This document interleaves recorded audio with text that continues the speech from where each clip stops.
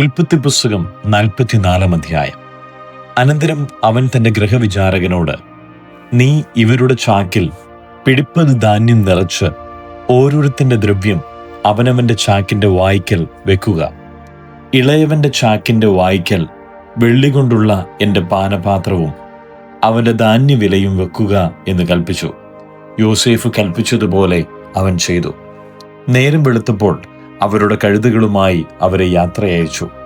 അവർ പട്ടണത്തിൽ നിന്ന് പുറപ്പെട്ടു ദൂരത്താകും മുമ്പേ യോസേഫ് തന്റെ ഗൃഹവിചാരകനോട്, എഴുന്നേറ്റ് ആ പുരുഷന്മാരുടെ പിന്നാലെ ഓടിച്ചെല്ലുക. ഒപ്പമെത്തുമ്പോൾ അവരോട്, നിങ്ങൾ നന്മയ്ക്കു പകരം തിന്മ ചെയ്തത് എന്ത്? അതിലല്ലയോ എന്റെ യജമാനൻ കുടിക്കുന്നത്? അതിനാലല്ലയോ ലക്ഷണം നോക്കുന്നത്? നിങ്ങൾ ഈ ചെയ്തത് ഒട്ടും നന്നല്ല എന്ന് പറക എന്ന് കൽപ്പിച്ചു. അവൻ അവരുടെ അടുക്കൽ എത്തിയപ്പോൾ ഈ വാക്കുകൾ അവരോട് പറഞ്ഞു. അവർ അവനോട് പറഞ്ഞത്, യജമാനൻ ഇങ്ങനെ പറയുന്നതെന്ത്? ഈ വക കാര്യം അടിയങ്ങൾ ഒരു നാളും ചെയ്യുകയില്ല. ഞങ്ങളുടെ ചാക്കിന്റെ വായ്ക്കൽ കണ്ട ദ്രവ്യം ഞങ്ങൾ കനാൻ ദേശത്തു നിന്ന് നിന്റെ അടുക്കൽ വീണ്ടും കൊണ്ടുവന്നുവല്ലോ. പിന്നെ ഞങ്ങൾ നിന്റെ യജമാനന്റെ വീട്ടിൽ നിന്ന് വെള്ളിയും പൊന്നും മോഷ്ടിക്കുമോ? അടിയങ്ങളിൽ ആരുടെ പക്കൽ എങ്കിലും അത് കണ്ടാൽ അവൻ മരിക്കട്ടെ, ഞങ്ങളും യജമാനന് അടിമകളായിക്കൊള്ളാം. അതിനവൻ, നിങ്ങൾ പറഞ്ഞതുപോലെയാകട്ടെ. അതാരുടെ പക്കൽ കാണുന്നുവോ അവൻ എനിക്ക് അടിമയാകും, നിങ്ങളോ കുറ്റമില്ലാത്തവരായിരിക്കും. അവർ ബന്ധപ്പെട്ട് ചാക്ക് നിലത്തിറക്കി. ഓരോരുത്തൻ താന്താന്റെ ചാക്ക് അഴിച്ചു. അവൻ മൂത്തവന്റെ ചാക്ക് തുടങ്ങി ഇളയവന്റേതുവരെ ശോധന കഴിച്ചു. ബെന്യാമീന്റെ ചാക്കിൽ പാനപാത്രം കണ്ടുപിടിച്ചു. അപ്പോൾ അവർ വസ്ത്രം കീറി ചുമട് കഴുതപ്പുറത്ത് കയറ്റി പട്ടണത്തിലേക്ക് മടങ്ങിച്ചെന്നു. യഹൂദയും അവന്റെ സഹോദരന്മാരും യോസേഫിന്റെ വീട്ടിൽ ചെന്നു. അവൻ അതുവരെയും അവിടെ തന്നെ ആയിരുന്നു. അവർ അവന്റെ മുമ്പാകെ സാഷ്ടാംഗം വീണു. യോസേഫ് അവരോട്, നിങ്ങൾ ഈ ചെയ്ത പ്രവൃത്തി എന്ത്? എന്നെപ്പോലെയുള്ള ഒരുത്തന് ലക്ഷണവിദ്യ അറിയാമെന്ന് നിങ്ങൾ അറിഞ്ഞിട്ടില്ലയോ എന്ന് ചോദിച്ചു. അതിന് യഹൂദ, യജമാനനോട് ഞങ്ങൾ എന്തു പറയേണ്ടു? എന്തു ബോധിപ്പിക്കേണ്ടു? എങ്ങനെ ഞങ്ങളെ തന്നെ നീതീകരിക്കേണ്ടു? ദൈവം അടിയങ്ങളുടെ അകൃത്യം കണ്ടെത്തി. ഇതാ ഞങ്ങൾ യജമാനന് അടിമകൾ.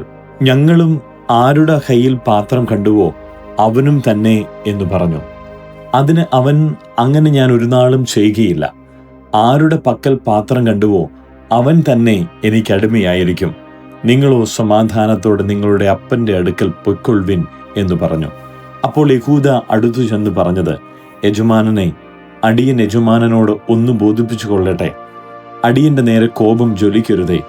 യജമാനൻ ഫറവോനെ പോലെയല്ലോ. നിങ്ങൾക്ക് അപ്പനോ സഹോദരനോ ഉണ്ടോ എന്ന് യജമാനൻ അടിയങ്ങളോട് ചോദിച്ചു.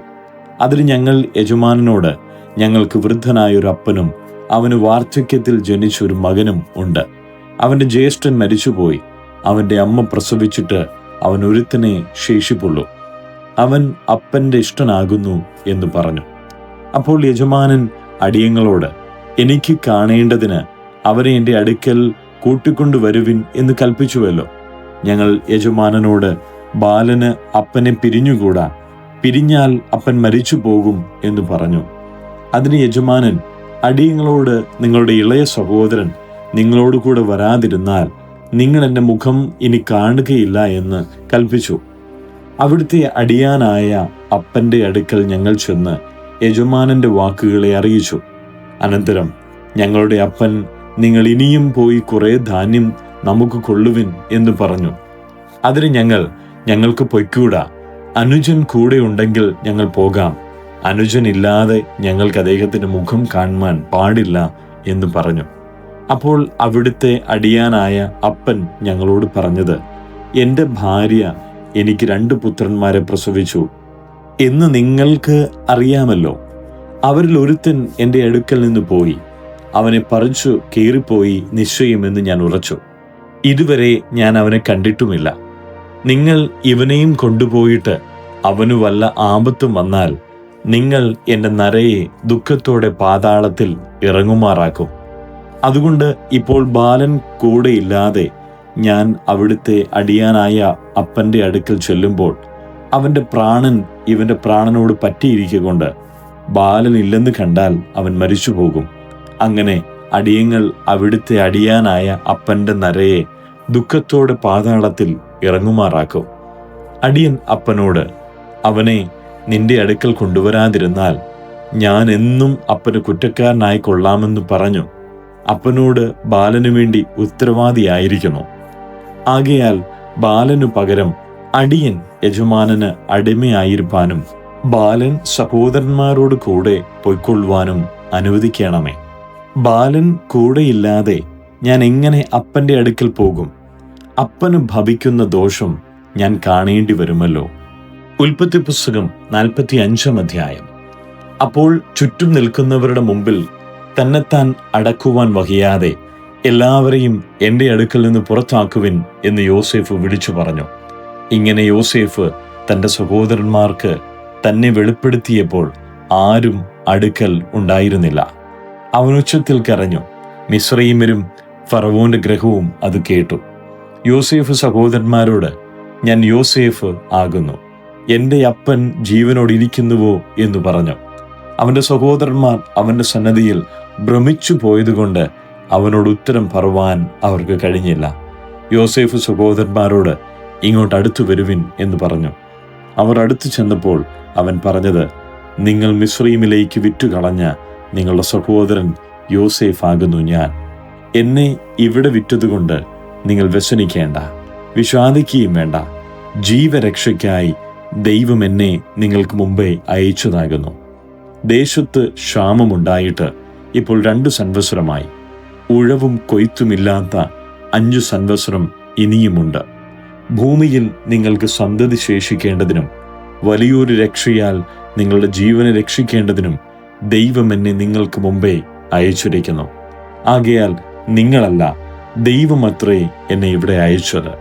അവൻ എന്നെ ഫറവോന് പിതാവും അവന്റെ ഗൃഹത്തിനൊക്കെയും യജമാനനും മിസ്രയീം ദേശത്തിനൊക്കെയും അധിപതിയും ആക്കിയിരിക്കുന്നു.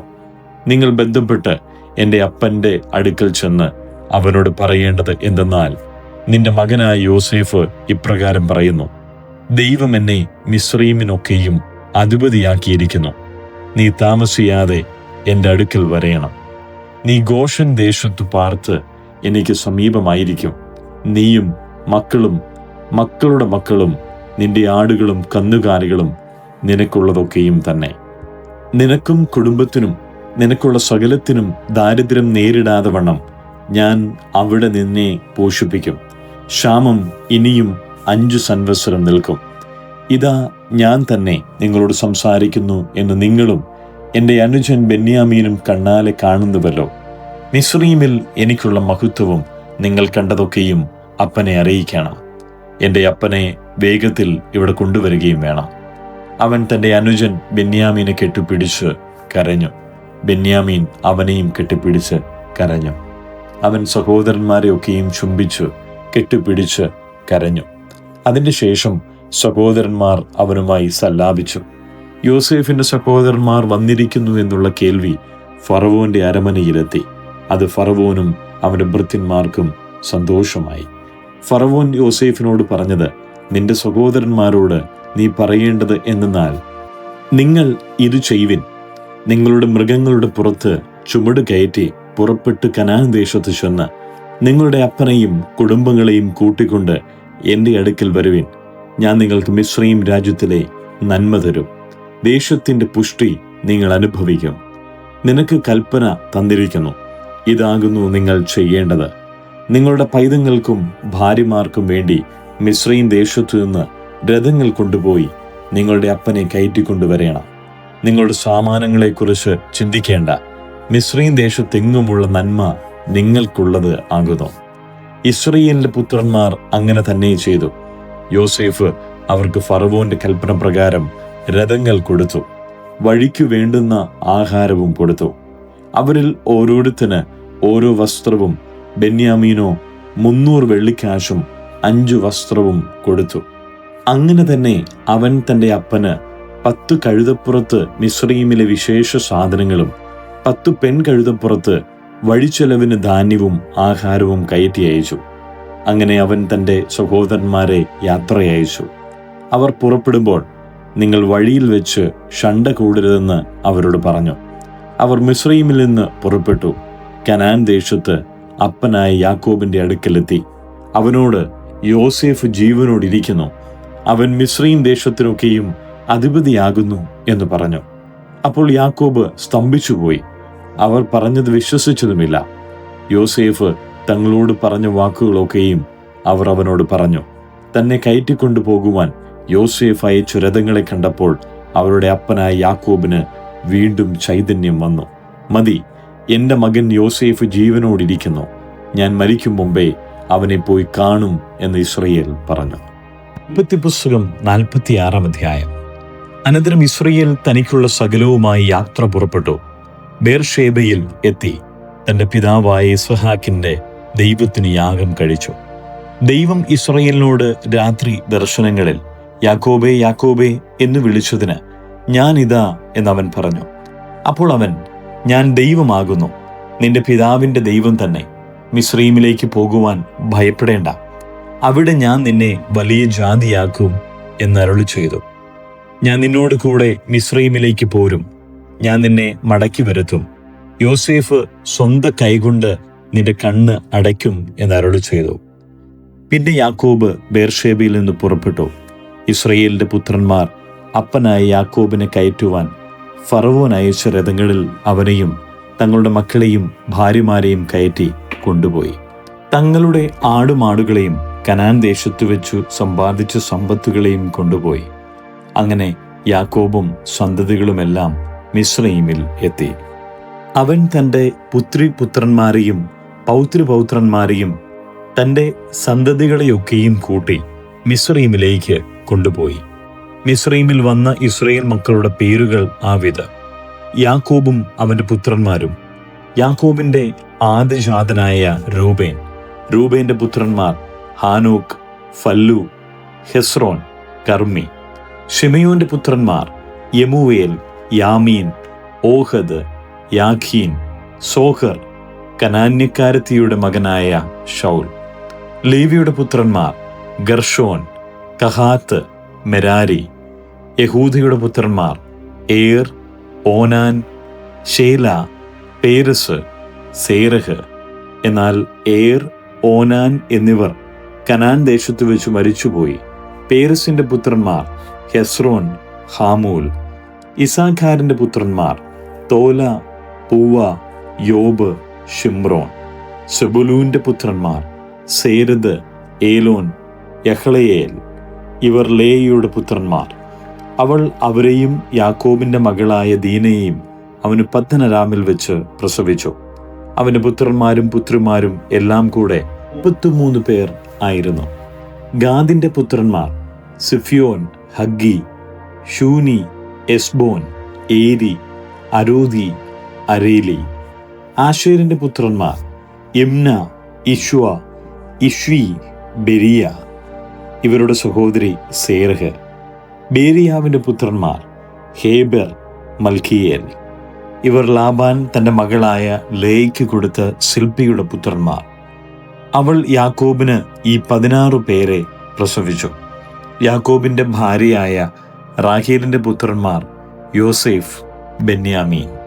യോസേഫിന് മിസ്രയീം ദേശത്ത് മനശ്ശെയും എഫ്രയീമും ജനിച്ചു. അവരെ ഓനിലെ പുരോഹിതനായ പോത്തിഫേറുടെ മകളായ ആസ്നത്ത് അവന് പ്രസവിച്ചു.